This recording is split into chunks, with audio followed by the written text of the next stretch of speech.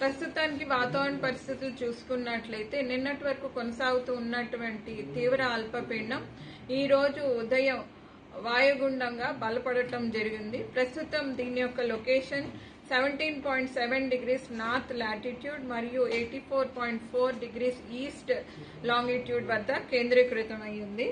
ఇది పశ్చిమ మధ్య బంగాళాఖాతం, దాని ఆనుకున్నటువంటి వాయు బంగాళాఖాతం, అలాగే ఉత్తర ఆంధ్రప్రదేశ్ మరియు దక్షిణ ఒడిశా తీరాల వెంబడిగా కేంద్రీకృతమైంది. అయితే దీని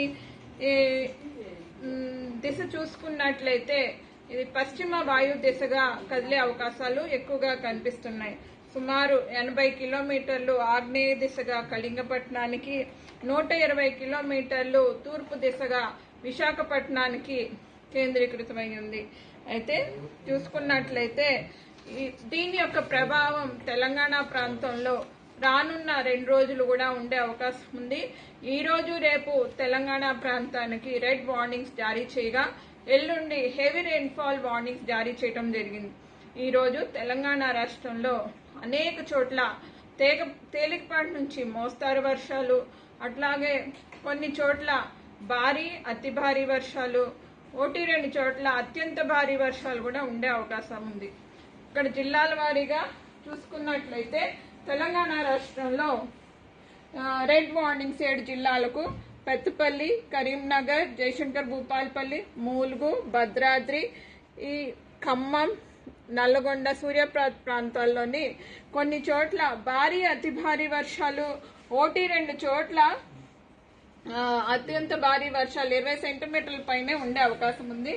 ఉత్తర జిల్లాలు, పశ్చిమ జిల్లాలు, మరికొన్ని జిల్లాల్లో భారీ నుండి అతి భారీ వర్షాలు కూడా ఉండే అవకాశం ఉంది. హైదరాబాద్ పరిసర ప్రాంతాల్లో మోస్తారు నుంచి భారీ వర్షాలు ఈ రోజు రాత్రికి కానీ రేపు ఉదయానికి కానీ ఉండే అవకాశాలు ఎక్కువగా కనిపిస్తున్నాయి.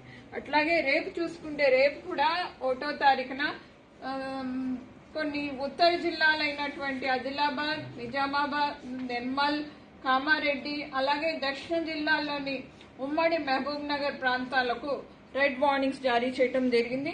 తర్వాత పశ్చిమ జిల్లాల్లోని కొన్ని జిల్లాలైనటువంటి ఈ సంగారెడ్డి, వికారాబాద్ ప్రాంతాల్లో ఆరెంజ్ వార్నింగ్స్, అలాగే ఈశాన్య ప్రాంతం తూర్పు జిల్లాల్లో కూడా ఆరెంజ్ వార్నింగ్స్ జారీ చేయడం జరిగింది. మిగతా జిల్లాల్లో మోస్తారు నుంచి భారీ వర్షాలు ఎల్లో వార్నింగ్స్ జారీ చేయడం జరిగింది.